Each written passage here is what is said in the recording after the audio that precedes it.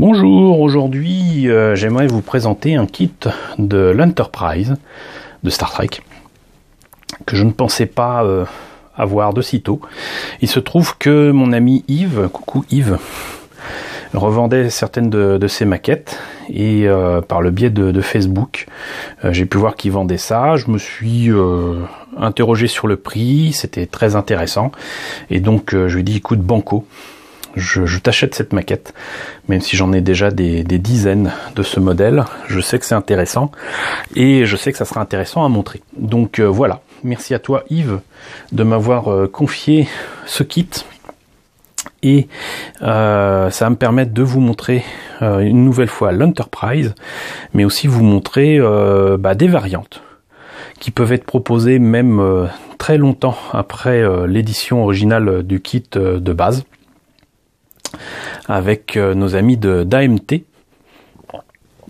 qui a été racheté il y a quelques années par Round 2. Alors qu'est-ce qu'il en est de cette Enterprise? Alors déjà, c'est une réédition du kit classique de la série des années 60. C'est une version qui brille dans le noir.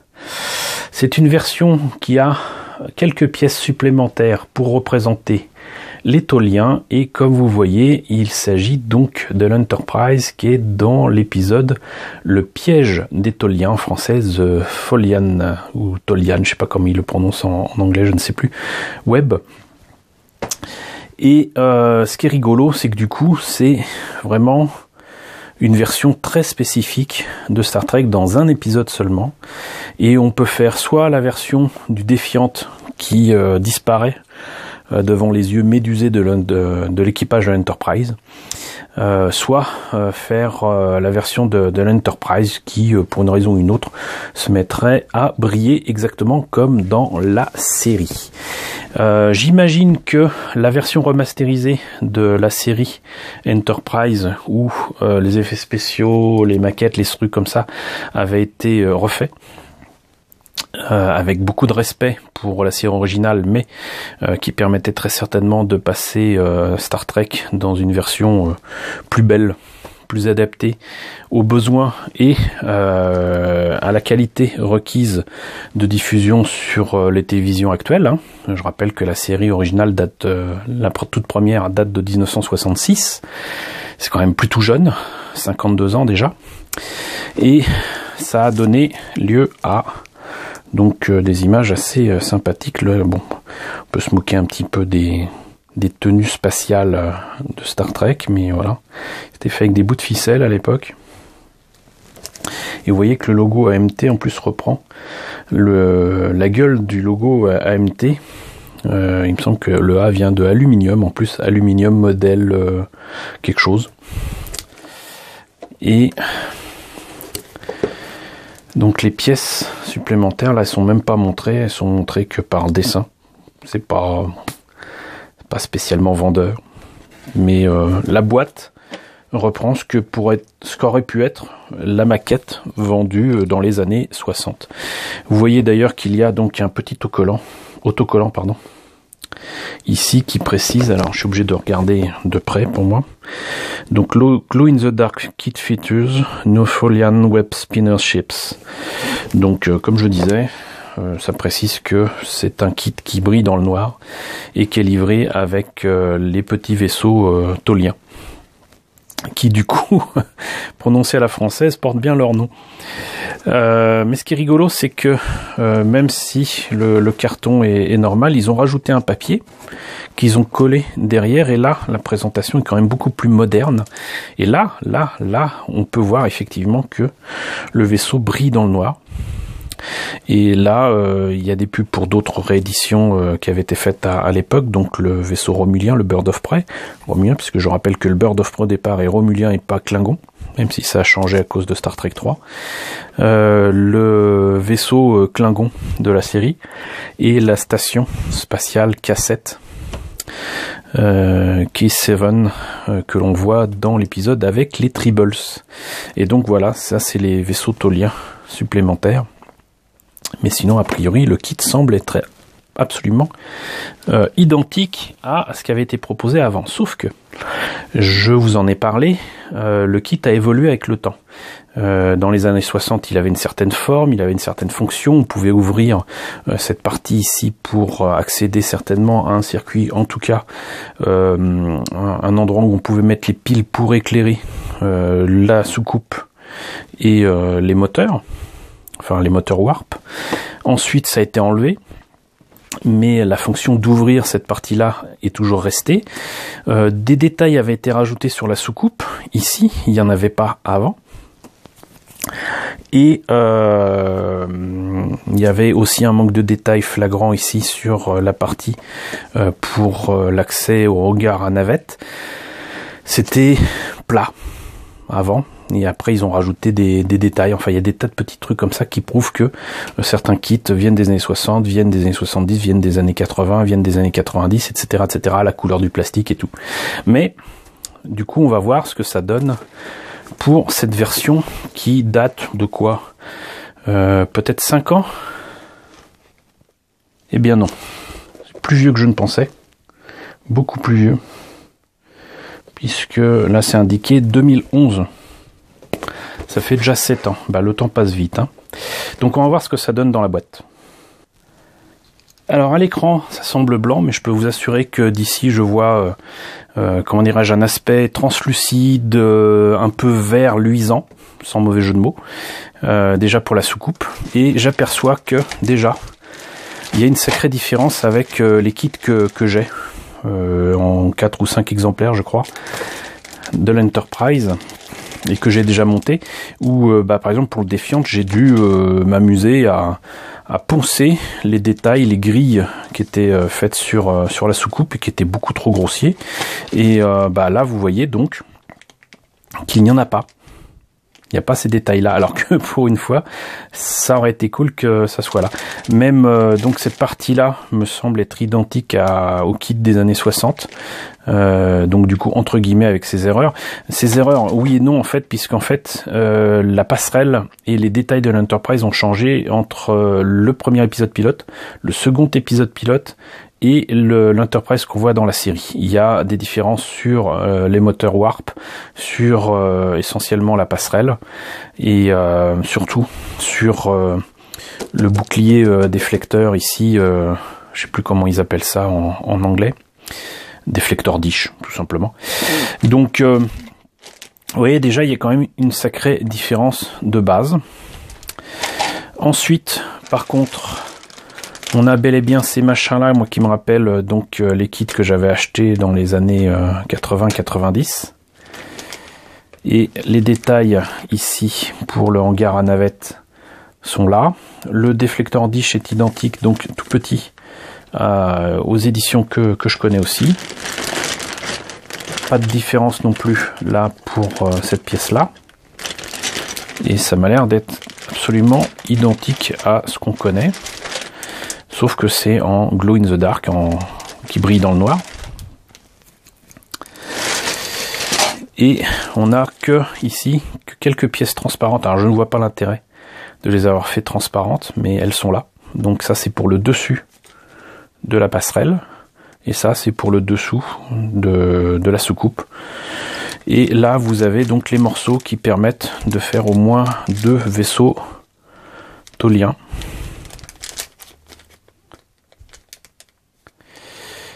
Et ça casse pas 3 briques ni 3 pattes à un canard, pardon. Mais bon, c'est pas forcément ce qu'il y a de plus intéressant là-dedans. On va continuer parce que il y a de belles surprises. Déjà donc pour le montage, bon bah c'est ce qu'on connaît déjà, je crois que je vous ai déjà présenté, donc vraiment ce truc là, cheval à bascule, bof. Les pubs, on s'en branle. Là, c'est pour placer les décalcos, et là c'est beaucoup plus intéressant, beaucoup plus important, puisque là c'est donc vraiment pour placer les décalcos. Et quelle planche de décalco, mes amis, parce que ça a beau être pour une version glow in the dark, en fait, rien que pour cette planche de décalco, ça vaut le coup. C'est-à-dire que là, vous avez quand même une planche de décalco de qualité, modifié, revisité, avec en plus tous les noms des vaisseaux du même type que l'Enterprise, qui est donc, que je vous dise pas de bêtises, de classe quoi? De classe Constitution. Constitution class. Et vous le voyez, on peut faire même la version Terran Empire, donc la version de l'Enterprise de l'univers miroir. Là, il y a tout ce qu'il faut pour le faire. Vous avez les numéros, vous avez les hublots. Vous avez vraiment tout ce qu'il faut. Et là, donc, ça me confirme que ce truc a été fait en 2011, sous licence. Donc, ça, c'est juste littéralement énorme. Hein, vous voyez, ça fait vraiment la taille de la boîte. Excellent. Mais c'est pas terminé. Au fond de la boîte, la petite surprise, c'est que vous avez le fond pour faire la grille du piège des Tholiens. Et si on en prend soin, bah, je pense qu'il y a moyen certainement de faire un petit diorama sympathique avec l'Enterprise une fois terminé. Maintenant, je vous avoue que, ayant vu bien évidemment la série et l'épisode en question, ça sera plutôt le Défiante que je ferai plus volontiers que l'Enterprise, mais il y a tous les décalcos qu'il faut pour ça. Le souci après, ça sera de savoir comment je découperai correctement les ergots ici qui sont énormes. Parce que en fait, avec cette maquette là, je n'ai pas le droit à l'erreur. Je ne peux pas me permettre, vu que ça brille dans le noir, de me dire c'est pas grave, je vais limer, je vais poncer, je vais mettre du mastic. Je peux pas. Donc, certaines personnes sur le net ont utilisé une méthode simple qui est d'utiliser en fait les grappes des pièces qui sont ici, de les dissoudre dans de l'acétone et de l'utiliser pour combler les espaces qui éventuellement seraient abîmés une fois qu'on enlève les ergots pour que ça continue à briller. Donc moi je vais voir quelle méthode je vais utiliser, mais en tout cas une chose est sûre, c'est que je vais très clairement utiliser la méthode qui permet de voir dans le noir. Alors maintenant, ce qui serait chouette, c'est que je puisse éventuellement vous montrer ce que ça donne dans le noir, mais la nuit n'est pas tombée. Je vais pas attendre la nuit pour ça, je vais essayer de tirer les rideaux, d'éteindre les lumières. Oh, et ben écoutez, voilà, vous en avez un tout petit aperçu. C'est pas énorme. Je vais voir si je peux encore améliorer ça.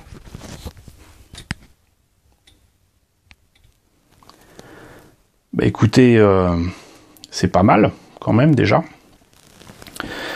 Mais vous voyez donc, évidemment, filmer tout ça, c'est pas évident. Je vais essayer un autre truc, tiens.